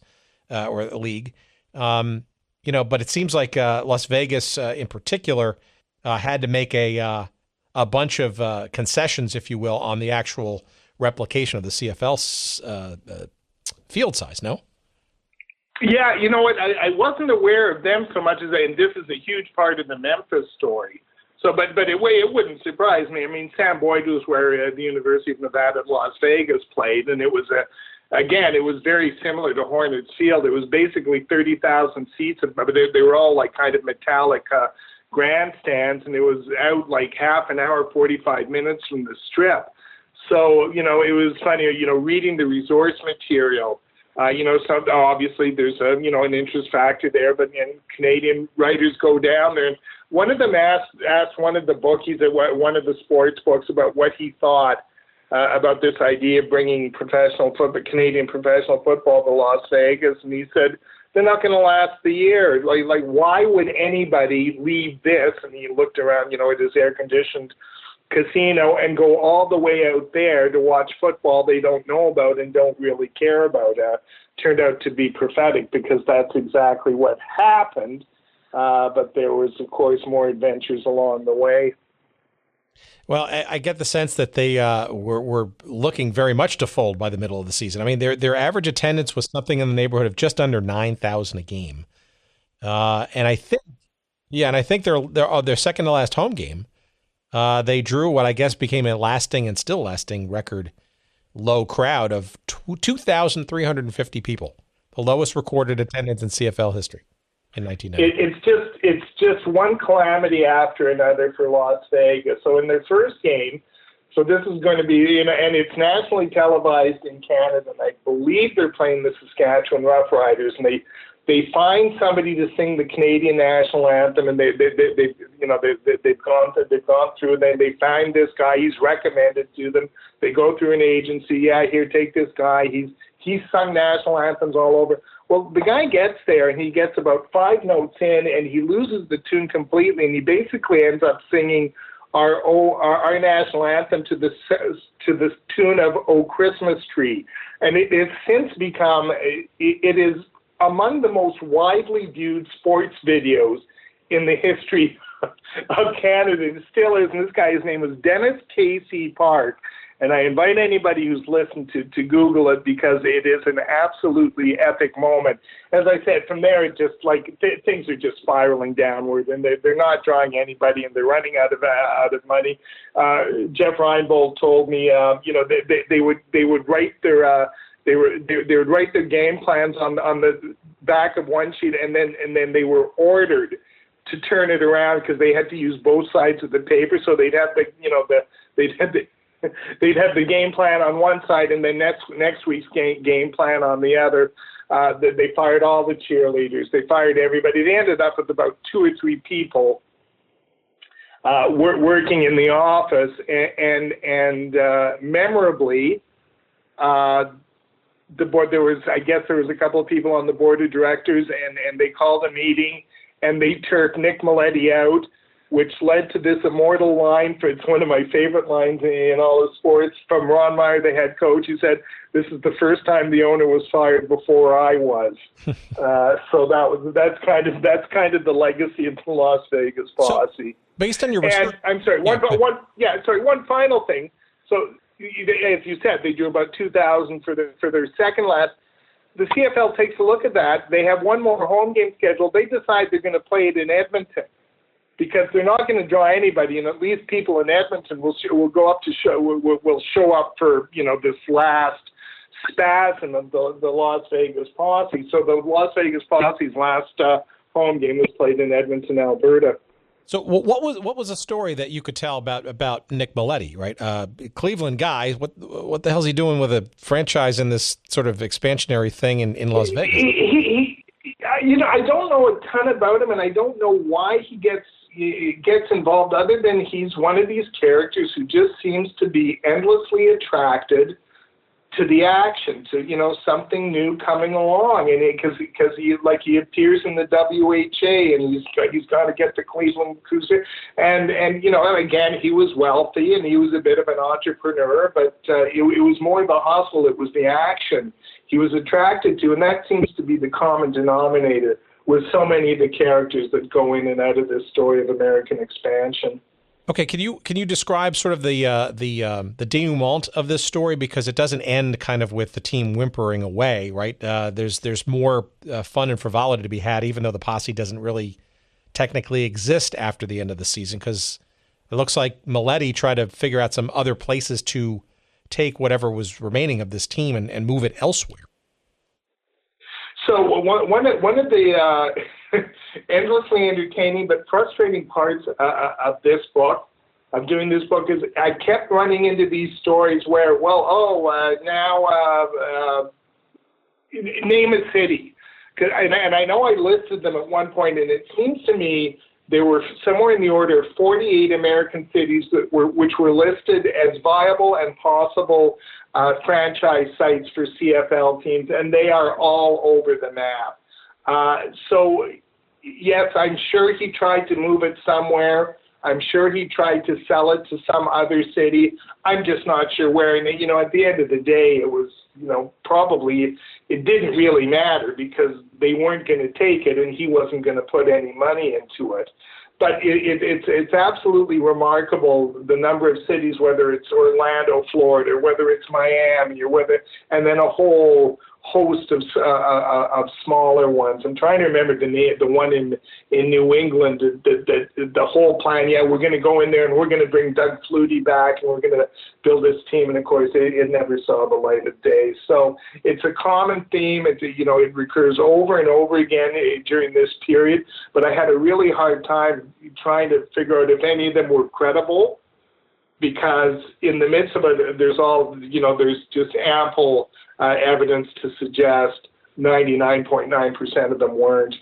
That's interesting. I did a little bit of research, and it looked like, of all people, Jimmy Buffett got involved near the end of this thing with the idea of possibly moving this team to the even more burgeoning metropolis of Jackson, Mississippi. It's fascinating, and it winds up the diaspora goes into places like Miami, and the Miami Manatees as a name, and all that kind of stuff. But I guess it's just indicative, and this is exactly the kind of stuff that we just obsess about and become fascinated by. Okay, so we've talked about two sort of, let's call them disastrous. That's probably no better way to describe it, franchises. But that doesn't stop the CFL now, does it? Right. So before we get into the last season of this craziness, what is what can you tell is sort of the quality of play and or the health of the CFL, and where people now in year two, certainly with the success, the relative success of Baltimore, maybe overlooking the Shreveport and Las Vegas debacles. What is from what you could tell, what is the sort of feeling amongst our northern neighbors around whether this was working or not? Well, yeah, I think toward the end of year two, it becomes obvious to everybody this is. But I think there's also a time that, like I said, they could always point to Baltimore. And so the 94 Grey Cup game in Vancouver turns out to be this watershed moment. Last second, BC ends up pulling out, and it was an upset because that Baltimore team is stacked. Baltimore comes back next year as the Stallions and absolutely drills Doug Flutie and the Calgary Stampeders in the Grey Cup game in a lopsided. And there's still a lot of people who think that Baltimore team was the best team in CFL history. They had at least half a dozen guys go to the CFL or go to the NFL from that team the next year, and they were stacked on offense, stacked on defense, and that Calgary team they beat was very, very good. So they could point to that, but there's just so much other stuff coming on, and it's my sense in going back over that time is people just kind of. They paid a little bit of attention to Baltimore. For a year, maybe 2 years, they paid a little bit of attention to Sacramento. The other teams are just kind of background noise. They didn't really make a dent. I guess we'll get into Birmingham and Memphis here shortly. And then the San Antonio team just had the 1 year run, and they were, existed on the fumes of that Sacramento franchise. But by the end of year three, the '94 season, I think it was pretty apparent that this thing just didn't have legs. Well, it's ironic because you're mentioning the gold miners of Sacramento. They wound up going and becoming the San Antonio Texans in the Alamo Dome, which was ironic because. Right, that was supposed to be when Sacramento joined the league to be the sister franchise of the then, the original San Antonio franchise. So, but by whatever means, right, San Antonio finally got its franchise, albeit in what ultimately became the last of the three American seasons of the CFL. But plus, besides that moving, and obviously the Las Vegas Posse died a relatively ugly death. Two new franchises, right? And these are interesting, right? The Memphis Mad Dogs and the Birmingham Barracudas not the names I would have given these teams, I guess. But they do speak to a theme that we've heard over time, right? Where these are two examples of markets that have been constantly overlooked by the NFL and have rabid fan bases and have been wooed and dragged out. It looks like again now with the reincarnated XFL and the Alliance of American Football. These are again, these are always on the short list, these two markets, for quote unquote professional football franchises, because there's absolutely an appetite there and a dearth of the pro game in the form of it not having them not having an NFL franchise. So it seems to me like I'm surprised, frankly, given the WFL, given the USFL, given the WLAF, all before the AFL even, this period of time, that Memphis and Birmingham would only come in the third season of this experiment. You'd think they would have been like on the short list in the beginning. Yeah, no, you're right, and the history and everything. If you're going to look for a market, those would be the two ones. Not only that, I think pretty quickly, the owner-operators are identified, and unlike so many of the others in this era, these guys are men of means. There's a substance. So in Birmingham, you've got the insurance magnate Art Williams, who would go on to own the Tampa Bay Lightning, I believe, and in Memphis, you've got Fred Smith, who's one of the driving forces behind. Help me. His name of this corporation. I'm just blanking out. Federal Express. Yeah, sure. Thank you. So FedEx. So I mean, you've got men of tremendous means. And then in the case of Art Williams, he attempted to follow the Baltimore model. He brought in proven CFL men. He spent money on Matt Dunnigan, who was probably he was one of the 2-3 best. He wasn't quite in Flutie's class, but he was in the next notch below. CFL quarterbacks. They had a number of CFL, really good CFL players they brought in. And it started off, it was encouraging. What they found was once the University of Alabama started their football season, nobody really cared too much about the Birmingham Barracudas. So I remember looking at the attendance figures. It seemed to me they start off in the high 20s and then the low 20s, and then you get to September, and now all of a sudden it's 12,000, it's 15,000, it's 11,000. So they just couldn't make a go of it, which is unfortunate because like I said, Williams seemed to want to make a legitimate effort to build a franchise there. Memphis, unfortunately, again, they go out, they hire a CFL guy. I'm sorry, I'm blanking out on the name. I'll come back to in a minute. They hire Damon Allen, another very good CFL quarterback. They bring Pepper Rogers in, who's a big name in NCAA coaching, and it just doesn't work. In fact, like Memphis is more famous for the stadium they played in than anything they did on the field.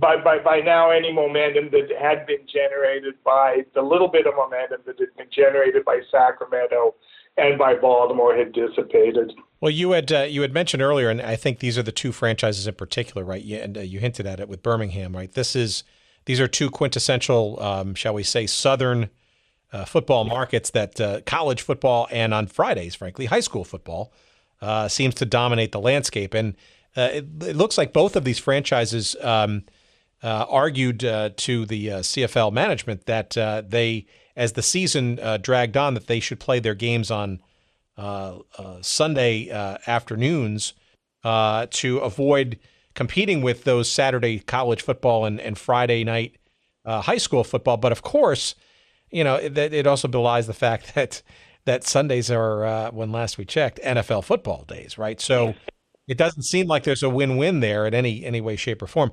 But you also hint at Memphis, right? So, and maybe this is probably the best example. I'm sorry I sort of maybe blew this line earlier, but what of the stadium? What of the Liberty Bowl? Because, as I said earlier, right, many compromises seem to have been made with just about every one of these American franchises around the integrity of the CFL markings and field size. But it seems like Memphis really went out of its way to kind of truly compromise itself now, didn't it? Yeah, they were. I mean, they were trying to pound a square peg into a round hole, and they couldn't do it. So, I mean, they fashion a field which to the naked eye looks a bit like the Canadian field. I'm sorry for people out there. It's 110 yards long, 65 yards wide, and they should have 20-yard end zones. If you do the math quickly and look at that stadium in Memphis, you'd quickly realize a field that size could not be fit. So their response was to make so. And I actually talked to the guy who he was a writer for the Regina Leader Post. Pasted off, and what he discovered was the yards they were using were actually 33 inches long. So that took care of that problem. Now they still have to squeeze the end zones in. So they ended up kind of jerry-rigging something that was like a rhombus or a parallelogram or something, but it wasn't like the rectangle you see in most stadiums. And there was also an abutment that came out at one end, and I gather, it's just, again, I didn't see it, but it came right up almost to the end zone line. So Danny McManus, the quarterback for the BC Lions, looked in and said, oh, God, that's a lawsuit waiting to happen. Now, nobody, there weren't any serious injuries as a result. But again, it's kind of a metaphor for the whole Memphis and maybe even, the whole idea of American expansion. It just didn't fit. So to back up for a second, you're mentioning that. So the Liberty Bowl grounds crew were marking yard markers, right, which is 36 inches, as 33 inches each. That's right, yeah. So that's how they somehow snuck. Yeah, did anybody recognize this, or was it kind of I'm just curious as to like how this was found out. It was later, and I don't know. I can't believe, but I'm pretty sure. Like with the research I did, I think had somebody mentioned it at the time, it would have been a story, but it never was. So I don't know if people were just kind of willing to let that one pass for the good of the league or whatever it was. But it's almost that was that. Yeah, it's almost ingenious, I guess. In sure, right? Sure. We're going to have a few of these the pictures of this stadium configuration on our website at goodseatsstillavailable.com when we post this episode. But it's also interesting too because you could clearly see the end zones were truncated and/or it almost looks like kind of what deferences are made to certain Arena Football League venues, right? Okay. You see the end zones kind of clipped off and not being sort of fully rectangular. I also saw some pictures that it looks like to widen the field. There's a grass field or at least at the time was at Liberty, the Liberty Bowl, right? But they also, if I'm not mistaken, I think they even added to expand it on the sides, AstroTurf around the actual grass field. So in some respects, you almost had like an old Comiskey Park baseball thing back in the 70s where you had, AstroTurf on one part of the field and actual natural grass in the other part, which is just insane, it seems. In the 1990s, that's insane. No, I know. You talk about this stuff and you think, geez, are we talking about, 60s or 70s? It doesn't feel like it's that long ago. And yet it was, I'm sorry, I'd completely forgotten about, and that was their way of, extending the field, of putting this kind of row of AstroTurf along the sidelines to give the appearance that it was a regulation CFL field. Well, according to your research, then, what sort of, maybe we can describe and we round home here on this one. Give us a sense of sort of how all this sort of came to a conclusion, this sort of, I guess, what ultimately became an experiment. It seems like there was some movement to try to get a television contract with CBS here in the States post this third season. It seems that, there were, some signs of maybe trying to continue to do this, but what in your sort of estimation was sort of how did it sort of unfold as a collapse, if you will, and an abandonment ultimately of staying in the United States for this league? Well, it seems as simple, and I'm going on, the story Larry Smith told me. It just seemed like the American owners banded together and said, "Not like we just can't do. We're not going to do this anymore." And they meet. They meet in Toronto, and I gather it's. Most of these guys had access to private planes or within it, so everybody flies in Toronto for these final meetings, and that's it. And it seems to me it actually takes place at the end of the '94 season. So I don't think there's any specific event that triggers it or some great cataclysm. I think it was just the sheer arithmetic of the losses.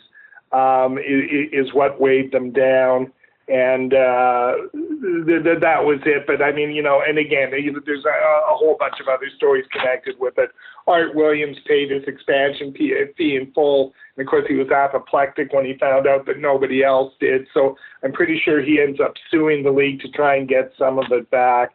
So it just turns out to be a schmozzle, but it dies kind of quietly and without a lot of the furor you would think would accompany something, fairly significant story in Canadian sports. It just kind of, well, here they go again, and they were gone, and they were gone seemingly as quickly as they'd appeared. Do you think the NFL ever feared or feared is maybe a strong word, but was concerned about the CFL? Because I do think there are a bunch of folks who think that. And of course, this is not the cause because you just mentioned that it wasn't sort of one real thing. But when the NFL in late '95 announced that the Cleveland Browns were going to move to Baltimore, it almost seemed like if there was any life in the CFL that might be going forward, striking a dagger in the heart of the fledgling Baltimore, don't call them Colts franchise Stallions, was basically dealt a death knell by the NFL moving back into Baltimore. Yeah, I can see that, but boy, talk about overkill. I mean, again, as things transpire, they were starting to run out of money. As I said before, Spiros was papering the house. He had no money of his own, so I question how long it was going to go, and especially considering what was happening to all the other franchises around them. And the other part of that is I think I mentioned this earlier, it's either 1996 or 1997, the NFL arranges an interest-free loan, which goes a long way towards keeping the CFL afloat before there's another series of events that happen, which really solidifies the league and kind of moves it out of this danger area. So I wouldn't hold anything against the NFL.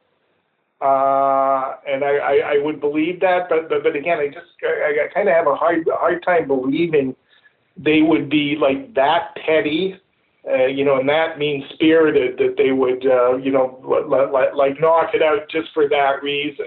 I think what they saw was there was a market, a very vital, vibrant market still in Baltimore that they needed to get a hold of. Yeah, it almost seems like I sort of thought I read some rumors that there were, the NFL was thinking about maybe even flexing its muscles and trying to put a team in Toronto circa 1996 or so. That's fair. I mean yeah, and again that has been that has been a long held CFL story about the NFL going into Toronto, and it's taken on various shapes and forms over the years, but it's never come to fruition, and it won't now. All right, so what is the lasting legacy? I think there's actually one specific lasting legacy. You hinted at it earlier, but the Stallions wound up kind of round tripping, if you will, and coming back to be a part of the ongoing strength now of the CFL. Maybe you want to speak to that, and then maybe generally. What do you think was learned from all this? Was this just sort of an historical detour of crazy madcapness for 3 years, or were there lessons learned and/or things that maybe came out of it that were lessons learned and positive going forward? Yeah, no, I think there were, and I apologize to your listeners in advance because this is going to come from a Canadian perspective. And I think the overriding lesson that was learned is the CFL really only works as a Canadian entity. And the thing which sustains it, which drives it, which allows it to survive is its history, is its legacy, is its deep connection in these communities, in some cases that go back over 100 years.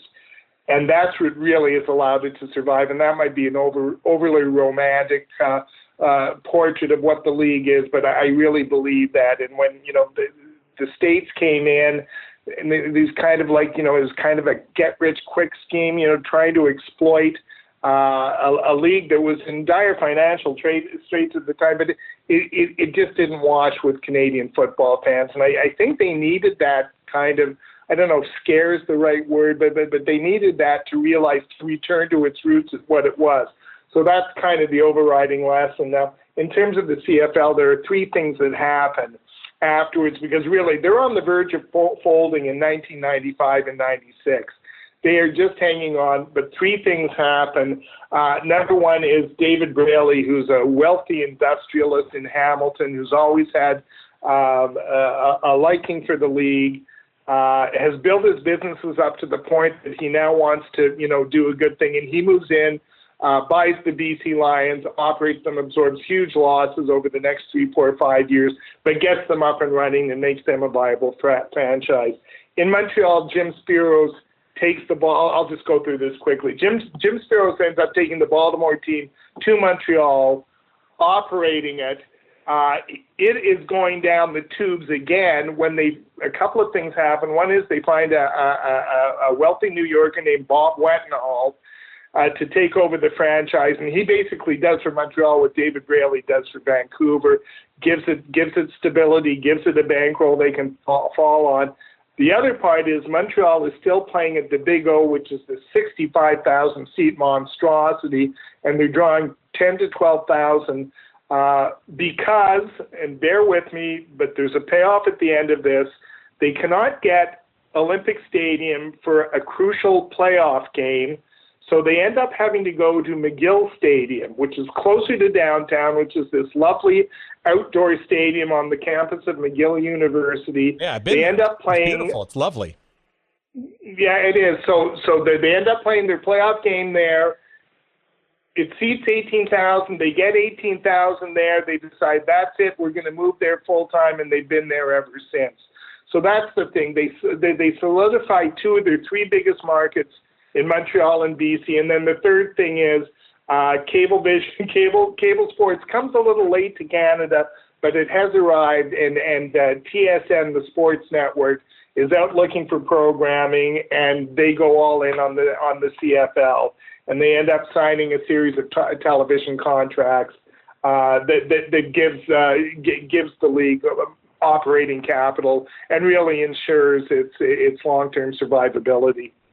So there it is. There's the précis on the history of saving the CFL. Well, there you go. So, and obviously it's been quite thriving ever since. Well, where do you think the league goes, from here on out? Right? It's clearly, I would argue, much more exciting than the American version of the game. It's certainly wide open. It's more passing, and I've always found it to be a much more, shall we say, modern and sleeker version of the game.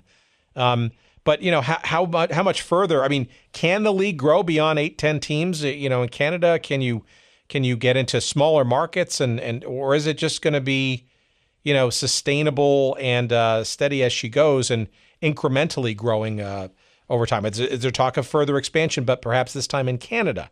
Are there other markets to go in Canada? What are the thoughts there? Well, there is one. So I mean, the long-held dream of the CFL is to put a franchise in Halifax, and that pretty well covers the country. Now you've got a team in the Maritimes in Quebec, Ontario, all the way through. Now, the first talk of a Halifax franchise goes back to the early 1980s, and J.I. Albrecht, the character who shows up with the Shreveport Pirates, is instrumental in that. It never gets off the ground. They're trying hard now. Again, on some level, the TV contract, such as it is now, almost covers teams' payroll. So, if you can get like a stadium, the generates enough revenue, then you can sell 20 to 25,000 seats. You can make a go of it in the CFL, and that's what they're hoping for. They still don't have the venue and they don't have an owner yet, but there is really a concerted effort to try and get it there. Anything beyond that, I think, is probably a question of the reach exceeding their grasp. I'm just not sure. Quebec City, there's been a presumption that Quebec City could support a CFL team. The college team there, the Laval University team, does very well. Probably not. There's some thought about maybe one of the northern suburbs in Toronto, but I think I honestly think the CFL maxed out would be a 10-team league, and I'm sorry, I just don't see them going back to the States. I just don't see it happening for the reasons we've talked about here. I just don't think there is any appetite to get back there, and as long as they're not facing another financial crisis like they were in the early 90s, I don't think there will be. All right, last question: the CFL and its place in Canadian sports and or pro sports landscape. Obviously, Major League Soccer has had some success. You've got the start of the new Canadian Professional League in soccer coming soon. Hockey always been sort of the national sport. Where does the CFL sort of fit or rank in the Canadian sports landscape? Is it, and obviously it's got a heritage and a rich one at that. Is it strong? Is it weak? Is it on the rise again? Where sort of does it fit, I guess, in the overall sort of Canadian sports fabric? It depends where you're asking that question and the age of the person you're asking it to. So I am 62. So I'd say people like what do they call that? The baby boomer echo.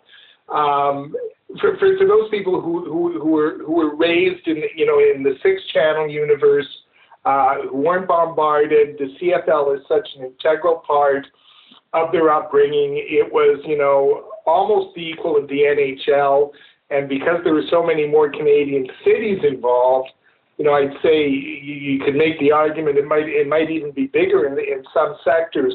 So for people of that age, the CFL will always have a near and dear spot. Unfortunately, the audience for the CFL has been graying, and they've had, especially in Montreal and Toronto and Vancouver, a hard time attracting the younger crowd. Now, like I said, it depends where you ask that question. In the prairies, in Edmonton, in Calgary, in Saskatchewan, in Winnipeg, there's still an it factor to the CFL, which kind of defies reason. And there's NHL teams in Edmonton and Calgary, but it just seems its roots are so deep in those communities that the attraction is there, and it will take a lot more than that to drive it out. So it's kind of holding its own right now. It's the television money makes it viable and makes the whole thing work. I would like to see better attendance in my hometown, Vancouver, better attendance in Toronto. Montreal's a little shaky right now, and those are the 3 biggest markets in the CFL. But the other 6 smaller markets are all doing fine. And the CFL, is nothing else, has demonstrated this resiliency and survivability over the years, and that's really at the core of its identity. And I maybe I'm seeing what I want to see, but I don't see that changing in the future. Well, look, I think this is a fascinating story, even though it is an asterisk, if you will, in the overall history. Why don't you tell our audience more about the book, the name of it, where they can find it, and all that kind of good stuff. How to follow you on Twitter. Yeah, it's called End Zones and Border Wars, and it's available on Amazon. If you can find it in the books, and I actually wrote it about 5-6 years ago now. So if you can still find it in bookstores, God bless you, but I don't think I could. Even in Vancouver, but it's out there. I've written 3 books. I wrote one about the WHA. I wrote one about the 1987 Canada Cup, and they found an audience. I was a little disappointed this book found an audience, and I was warned against writing it. that there just isn't a market for it, that people aren't that interested in the CFL. And it did okay by Canadian book standards. But I probably should have realized when I was shopping it around and got, shut down by the publishing firm that published my first two books that it was going to be a tough sell. So, I mean, it's still out there. It's like $20. I can't promise you anything, Tim, but I can promise you'll get $20 worth of entertainment out of this book.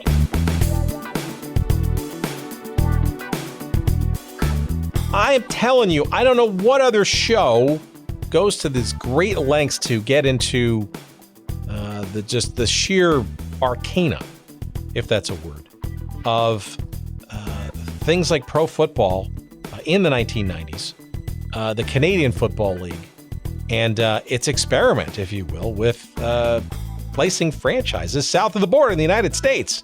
I mean, where else are you going to hear about stories about the Shreveport Pirates and the Baltimore CFLers and their renaming to the Stallions and the Las Vegas Posse? What the hell was going on there? I mean, amazing stories. And I'm sure you folks in all these different markets in the United States may remember these franchises, especially in Baltimore, where they were quite successful. Sacramento, you Gold Miners fans, you are not forgotten, and others like you as well. We thank Ed Willis for regaling us with this interesting sidebar of Canadian Football League history, and it's North American football history for that matter.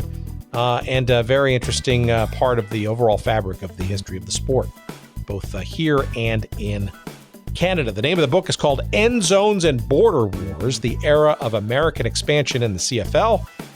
It is written, as I said before, by our guest Ed Willis, and it is published by Harbor, and it is available, as Ed said, on Amazon and frankly, wherever books are found. And of course, if you go to our website at goodseatsstillavailable.com and search up the episode number 65, can you believe it? Our interview with Ed Willis, you will see a link to that book. You will see some interesting images. We've got some pictures of the Liberty Bowl as it was constructed and reconfigured for the Memphis Mad Dogs, and all kinds of other hilarity and frivolity from those three interesting, shall we say, years of Canadian/American football in the CFL on that website. So by all means, bookmark it and go there as early and often as you can. It's goodseatsstillavailable.com, and we appreciate that. Of course, you're going to find our social media feeds there too, but you can also write these down and go directly to those places too if you'd like. On Instagram, we're at Good Seats Still Available. On Twitter, we're at Good Seats Still. There's a page devoted to us on Facebook as well. And, what can I tell you? There's plenty of ways to get in contact with us, keep in touch with us, see the various promotional items that we have. We've got a newsletter. You can sign up for that on our website, blah, blah, blah. Let's see what else. We want to thank our friends at Podfly Productions, in particular, the good Dr. Jerry Payne, who painstakingly, get it, haha, puts our pieces together and makes our show sound somewhat decent. We appreciate his efforts, as well as Podfly Productions. And if you want to get a taste of what quality podcast production is all about, make sure you check them out at podfly.net. That's podfly.net, Podfly Productions. And that's it for this week. I appreciate it. This is a fun little nook and cranny that we went down, and we guarantee that we're going to find some more. There's plenty more where that came from. And we encourage you to bookmark us and or subscribe to us and or download us and or whatever you do. Just keep coming back. Hopefully you'll find some more entertaining stories to come here at Good Seats Stillville. Thanks for listening. My name's Tim Hanlon, and until next week, we say a pleasant week to you. Thanks for listening. Bye.